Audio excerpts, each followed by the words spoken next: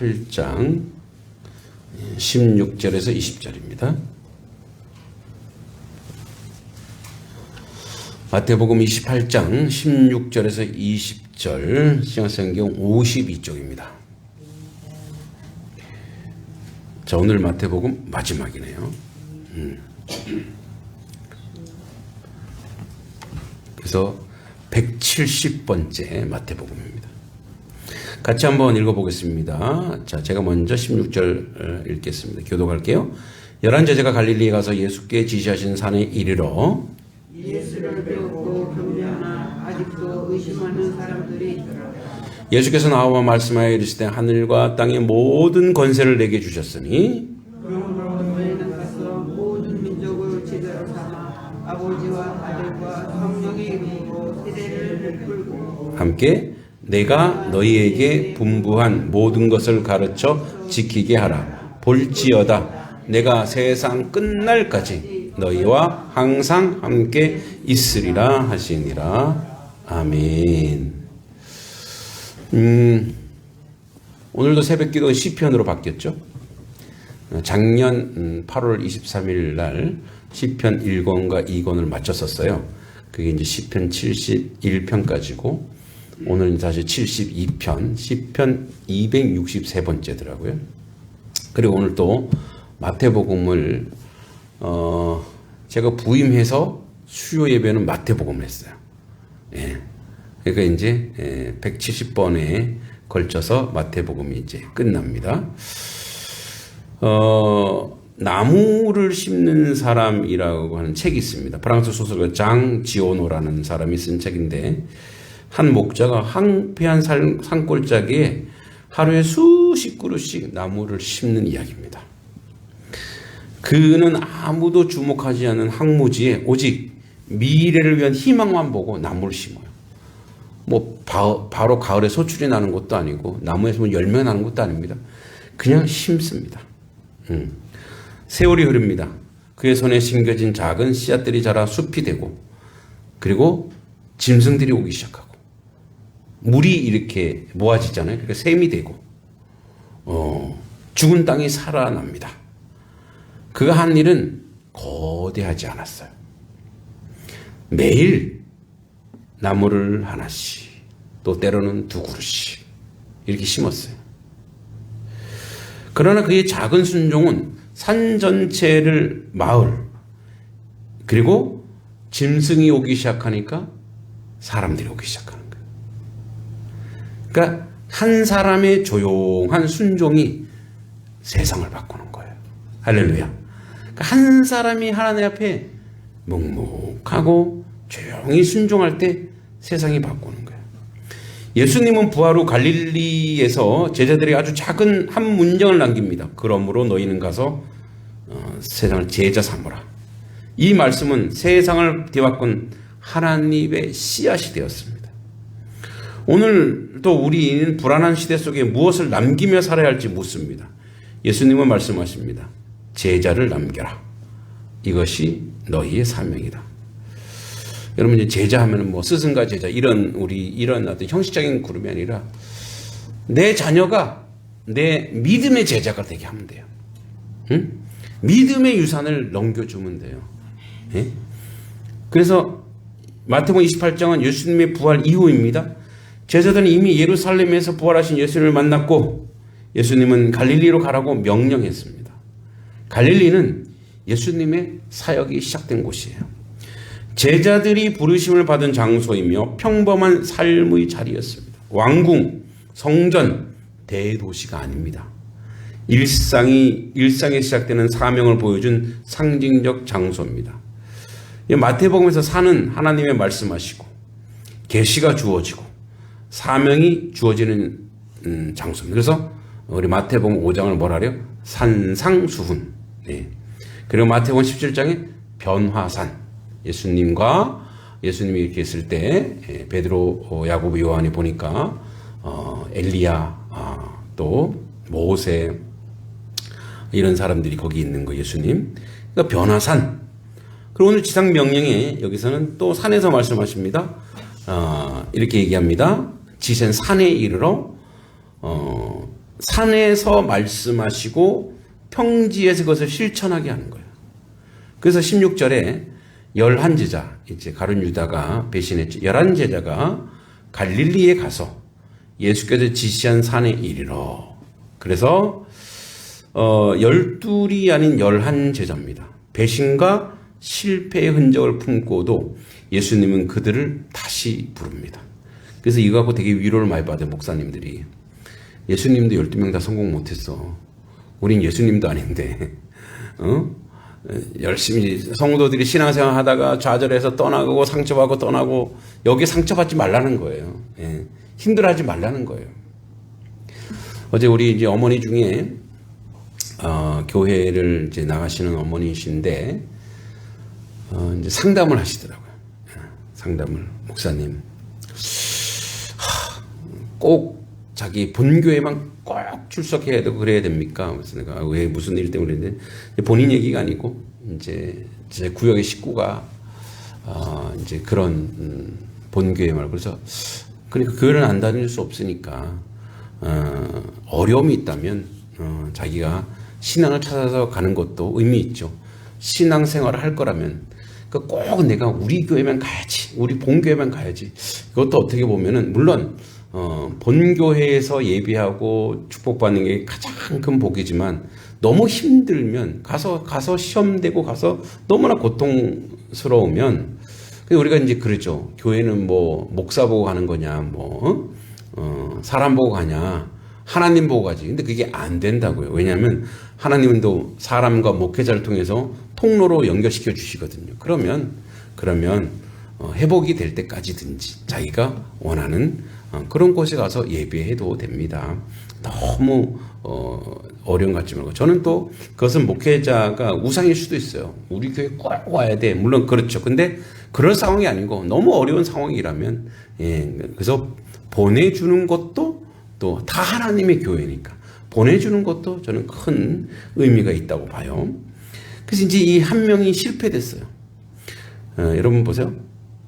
한 명이 실패해서 하나님의 꿈이, 예수님의 꿈이 무너지지 않죠.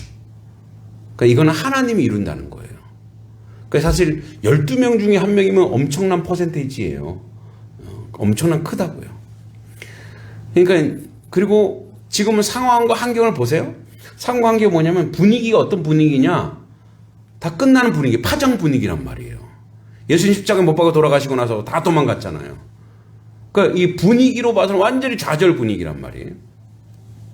근데 다시 지시한 산에 이르러 부활하셔서 거기에 모으시고 그들에게 사명을 주시는 거예요. 그래서 지시한 산으로 이르러. 그래서 우리는 신앙생활 하다가 또 교회 공동체 안에 아픔과 어려움이 있으면 그 아픔과 어려움을 품고 기도하고 그것이 해결되지 않아도 가는 거예요. 네. 그 길을 가는 거예요. 제가 이제 그런 비유를 잘해요. 자꾸 이제 무슨 공동체에서 누가 뭐 자꾸 얘기하고 막 이렇게 따지기 좋아하고 막 이런 사람들 있잖아요. 저는 그럼 그렇게 얘기해요. 뭐 꼭 깎게 얘기하는 건 아니지만 이렇게 얘기해요. 말은 달립니다. 개는 짖습니다. 말은 달려요. 말은 채찍에 맞아도 잉 하면서 앞으로 나간다고요. 그러나 개는 뭐예요? 개는 짖으면서 이렇게 안 가고 그냥 거기 보기만 하는, 그것만 보고 막 잘못하다가 막 거기 가만히 있는 거예요. 예. 그래서 말이 될래 개가 될래 이렇게 그냥 말은 가는 거예요. 힝 할 때도 있지만 앞으로 달려가는 거예요. 채찍에 맞으면서 또 넘어져도 말은 또 달리는 거예요. 예. 우리는 실패고 좌절이고 아픔이라고 하는 것들이 그냥 가정이라고, 여정이라고요. 뭐죠? 하나님은 실패할 수도 없고, 하나님은 패배할 수도 없고, 좌절할 수도 없으니 하나님 안에서 하나님의 일을 감당하는 교회, 공동체, 거룩한 집단, 하나님께 맡기면 언제든지 다시 회복시키시고 다시 하나님의 위대한 뜻을 이루는 줄 믿습니다. 여기 작은 12제자가 나중에 이제 마띠아까지 12제자가 온 세계를 변화시키잖아요. 그렇죠? 이 위대한 발걸음에 우리가 있는 거예요. 17절에 예수를 배우고 경배하는, 아직도 의심하는 사람들이 있다. 이런 사람이 있다니까요. 응? 우리 신앙이 다 똑같을 수 없어요. 교회 공동체 나 같은 사람이 다 똑같지 않단 말이에요. 아직도 의심하는 사람들이 있더라. 아직도 믿음이 연약할 수 있어요. 믿음이 어릴 수 있어요. 우리가 이제 여주에 이제 목사님들이 모임이니까 제가 이제 거기를 좀 편하게 가는 이유가 목사님들이니까 좀 편해요. 그리고 뭐 목회 얘기도 하고 사는 얘기도 하고 이런 얘기 하다 보니까. 근데 이제 그 중에 꼭 이렇게 태클 거는 목사님들이 있어요. 이렇게. 그러면 이제 또 거기서 이제 그런 얘기를 막 하려고 하는 사람이 있어요. 그래서 제가 그럽니다. 예수님 제자들 중에도 다양했다. 그냥 그 사람 그냥 인정하면 된다. 그러면 마음 편한데 그걸 자꾸 내 마음속에 두면 힘들다. 여러분 상처가 왜 받냐면 그냥 내가 모르게 그냥 누가 나를 쳐서 상처받을 수 있어요. 그러면 이제 그걸 빨리 치료하면 돼요. 응? 근데 그 상처를 치료하지도 않고 그냥 그걸 계속 그 상처를 속에 남아두면 이게 점점 썩어진다고요. 그러니까 우리가 누군가의 마음의 상처를 받고 마음의 아픔이 있으면 그걸 자꾸만 묵상하면 안 돼요. 이 사람이 이런 얘기했지, 그러면 이런 얘기도 했겠네. 그러면 누구랑 만났으니까 이런 말도 했겠네. 자꾸만 이게 뭐가 돼요? 점점 상상이 된다고요. 그렇죠, 여러분 그렇죠. 뭐 안 그런 척 하세요. 그래 안 그래요? 맞아요. 네, 그렇죠. 자꾸만 내가 이제 말씀을 묵상하라 그랬더니 상처를 묵상해. 다른 사람이 나한테 뭐 몇 마디 한 거 그걸 자꾸 묵상하는 거예요. 두고 보자. 언제 걸리기만 해봐라. 이게 이렇게 된다고요. 루터가 그런 얘기했어요. 새가 지나가다가 내 머리에 새똥을 쌀 수 있죠. 그죠? 닦아내면 돼요, 빨리. 근데, 울고 있고, 계속 하면서 계속 새똥 남아있는 거예요. 근데 그 머리 위에 새집을 치지 말래요. 새집을 치면 어떻게 해요? 자꾸 새가 와서 쌀 거 아니에요. 자기 집인 줄 알고. 이게 무슨 말이냐? 부정적이고 나쁜 말, 이런 거는 가슴 속에, 마음속에 담아두지 말라는 얘기예요. 여러분, 잘 보세요.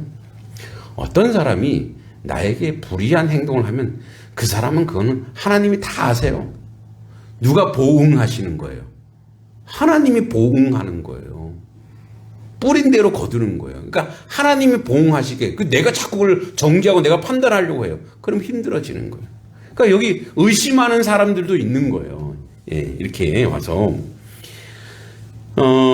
근데 예수님께서, 의심하는, 일로 와, 도마. 너는 나가. 너, 나가. 어디서 의심을 해? 나가. 너희 자격 없어. 이렇게 하지 않았다고요. 의심하는 자들도 있는데 다 품었다고요. 예. 왜? 언젠가는 회개하고 돌아오고 하나님의 사람이 되고 하나님의 자녀가 되고 하나님의 백성이 될 줄 알기 때문에 그래요. 그건 누구를 믿냐면 그거는 내가 책임자가 아니라 하나님이 책임지실 거기 때문에 하나님이 다 그렇게 할 거를 믿고 품는 거예요.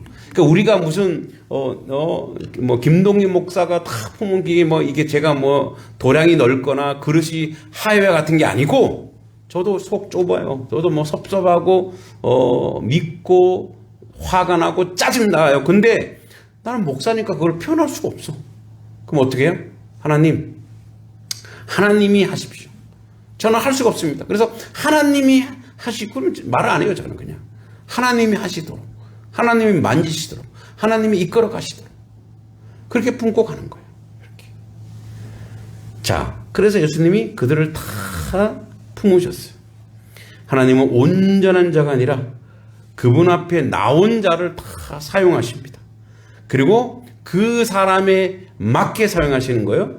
자, 그리고 이제 18절에 예수께 나아와, 예수께로 가야 됩니다.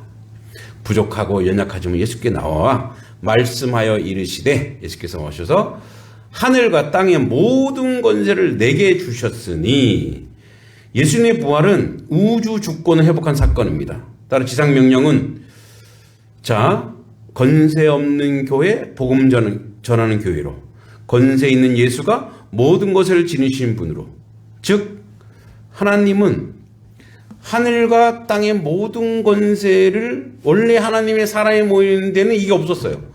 근데 우리가 예수 그리스도 안에 있으면 하늘과 땅의 모든 권세를 내게 주다. 이 권세가 뭐냐?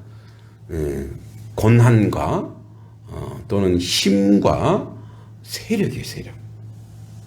하늘과 땅의 권세가 어디에 있냐? 음부의 세력이 틈타지 아니하는 예수 그리스도가 머리 대신 하나님의 교회에 있다고요. 예? 면사무소에 없어요. 예? 주민자치센터에 없어요. 하늘과 땅의 모든 권세는 어디 있다고요? 교회에 있다고요. 할렐루야. 교회, 즉 누구에게 있나? 이 교회 건물에 있는 게 아니고 여러분 성령 받은 여러분 한 사람 한 사람에게 하늘과 땅의 모든 권세를 주셨다는 거예요. 네? 근데 이제 이 권세를, 이 파워풀한 이 권세를 우리는 어떻게 오해하느냐? 이거를 권세를 부리는 것으로 오해하면 안 돼요. 권세를 주셨다는 건 뭐냐면 음부의 권세, 악한 권세를 이길 수 있는 능력이 하나님 예수 그리스도를 통해 우리 안에 있어요. 그럼 악한 게 뭐예요? 미움, 시기, 질투, 반목하는 거, 그죠? 수근수근거리는 거를 이길 수 있는 권세가 여러분에게 있다라는 거예요. 그래서 이런 거예요. 이 권세의 실질적 권세는 이거예요. 뭐 갑자기 뭐 땅을 가르고 하늘을 가르고 비를 이기는 게 아니고, 이 권세는 예수 그리스도의 권세인데, 여러분 예수님 하면은 십자가와 부활의 권세가 있죠. 십자가와 부활은 뭐냐? 죽음과 삶, 부활, 생명의 권세가 있는 거예요. 그러니까 이거예요. 이 권세의 가장 극명하고 핵심적인 거는 아까 장자 오너가 얘기 나무 심는 사람처럼 그곳이 이 하나님의 권세를 동원해서 생명을 살려내는 거예요. 죽어있는 생명들이 살아나는 거예요. 자꾸 살아나는 거예요. 예? 양동 땅이 복음화율이 제가 보는 10%가 안 돼요. 그럼 황무한 땅 아니에요. 광야 같은 땅이고 황폐한 땅이에요. 여기에 하나님의 백성들이 꾸준히 생명을 심는 거예요. 복음을 심는 거예요. 내가 오늘 이렇게 전도하고 내가 오늘 복음을 선포하고 복음을 해나가게 아무 소용이 없는 게 아니에요. 이 점점점 세월이 지나가면 점점점 숲이 되고 샘이 되고, 그래서 정말 복음화가 놀랍게 이루어지는. 그래서 우리는 뭐예요? 날마다 하늘과 땅의 권세를 가져서 이기는 권세거든요. 뭘 이겨요? 사람을 이기는 게 아니에요. 연약한 사람을 막 물리치는 게 아니라니까요. 상처 주는 게 아니라니까요. 왜 권사가 왜 그래? 장로가 왜 그래? 집사가 왜 그래? 이게 아니라 뭐예요? 그럴 수 있지. 그리고 뭐예요? 품어주는 거예요. 용서해주고 사랑해주고 품어주고. 이게 진짜 권세예요. 실질적 권세는 원수까지 사랑하는 거라니까요. 이 힘과 이 능력은 하나님이 악한 것을 물리치는 권세가 뭐냐? 그 악의 권세를 물리치는 내용이 뭐냐는 거예요. 내용이 뭐냐? 그 사랑이에요. 용서란 말이에요. 여러분 가장 센 게 뭐냐? 사랑이 많은 사람 있잖아요. 응? 부모가 왜 자녀한테 왜 줘요?